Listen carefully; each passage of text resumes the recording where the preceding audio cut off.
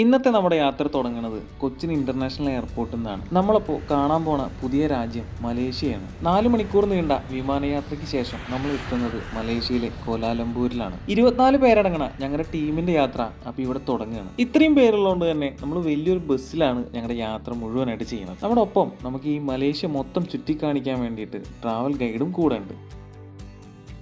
One city center. அது one city center வந்து அது கவர்மெண்டோட சிட்டி.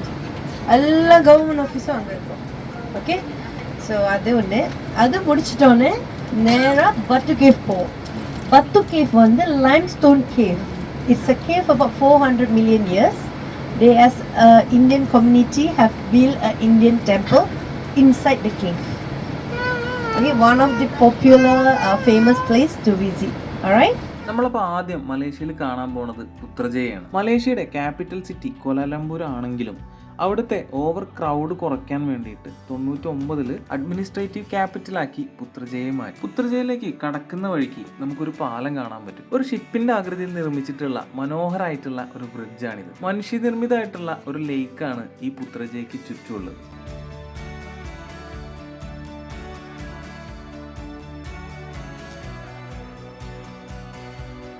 വലിയൊരു സിറ്റി തന്നെയാണ് നമ്മുടെ പുത്രജയ. അവിടുത്തെ വളരെ പ്രധാനപ്പെട്ടിട്ടുള്ള ഒരു മുസ്ലിം പള്ളിയാണ് നമുക്ക് നേരെ കാണുന്നത്.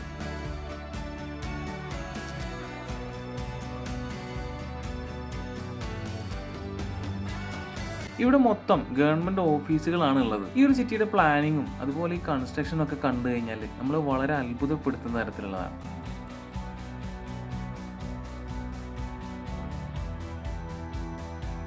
ഈ ഒരു ബ്രിഡ്ജിന്റെ മുകളിൽ നിന്ന് കണ്ടിട്ടുള്ള മോസ്കിലേക്കാണ് നമ്മുടെ അടുത്ത യാത്ര.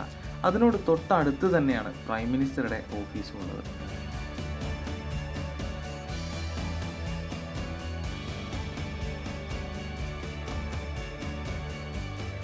വളരെ നല്ല രീതിയിൽ പ്ലാൻ ചെയ്തിട്ടുള്ള ഒരു അടിപൊളി സിറ്റി തന്നെയാണ് പുത്രജയ. ഔദ്യോഗികമായിട്ടുള്ള കാര്യങ്ങൾക്ക് വേണ്ടി നിർമ്മിച്ചിട്ടുള്ള ടൗൺ ആണെങ്കിലും അതിനൊപ്പം തന്നെ ടൂറിസ്റ്റുകൾക്കുള്ള ഒരുപാട് അട്രാക്ഷൻസും ഈ പുത്രജയിലുണ്ട്. ഈ കാണുന്നതാണ് അപ്പോൾ പ്രൈം മിനിസ്റ്ററുടെ ഓഫീസ്. ഇതിനകത്തേക്ക് നമുക്ക് കടക്കാനൊന്നും പറ്റില്ല. നമുക്ക് ഇവിടെ നിന്ന് ഫോട്ടോ എടുക്കാനൊക്കെ ഉള്ള പെർമിഷൻ മാത്രമേ ഉള്ളൂ.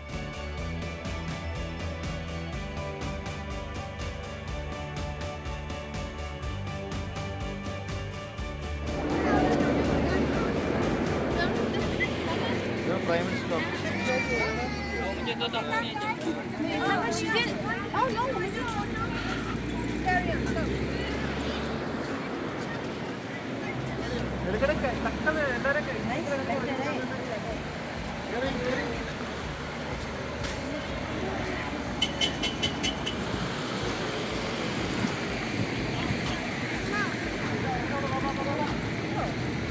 മലേഷ്യ മദാനി.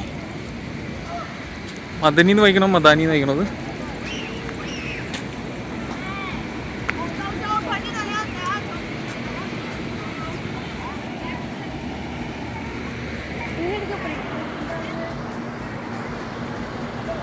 വളരെ വലിയ ഒരു മുസ്ലിം പള്ളിയാണ് നമ്മുടെ മുന്നിലുള്ളത്. മറ്റു പള്ളികൾക്ക് കാണാത്ത തരത്തിലുള്ള ഒരു കളറാണ് ഈ പള്ളിയുടെ മെയിൻ അട്രാക്ഷൻ ആയിട്ടുള്ളത്. പള്ളിക്കകത്തേക്ക് ഏത് മതസ്ഥർക്കും പ്രവേശനമുണ്ട്. ഒരു 15,000 ആൾക്കാർക്ക് ഒരുമിച്ച് വേണമെങ്കിലും നിസ്കരിക്കാൻ പറ്റിയിട്ടുള്ള അത്രയും വലിയ ഒരു പള്ളിയാണ്.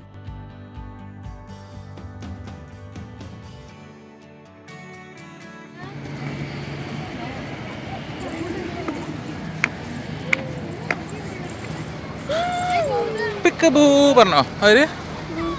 പിക്കബൂ പറഞ്ഞത്ര. ഇത് ആരുടെയൊക്കെ കൊടിയാ? രാജ്യത്ത് കുറെ കൊടി കാണാണ്ടല്ലോ.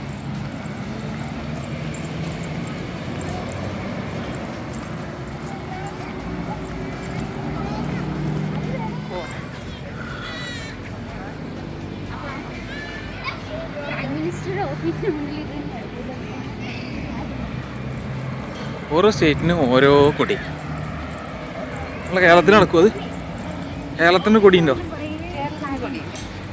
കൊടി വേണം, വെക്കണം. ഇനി നമ്മൾ ഇവിടുന്ന് നേരെ പോകുന്നത് ബാട്ടു കേവ്സിലേക്കാണ്. മലേഷ്യ വന്നിട്ടുണ്ടെങ്കിൽ ഒരിക്കലും മിസ് ചെയ്യാൻ പാടാത്ത ഒരു സ്ഥലം തന്നെയാണ് ബാട്ടു കേവ്സ്. ബാട്ടു കേവ്സിൽ നമ്മളെ അത്ഭുതപ്പെടുത്തുന്ന തരത്തിലുള്ള പല കാഴ്ചകളും നമുക്ക് കാണാനുണ്ട്. അത് നമുക്ക് അടുത്ത വീഡിയോയിൽ കാണാം.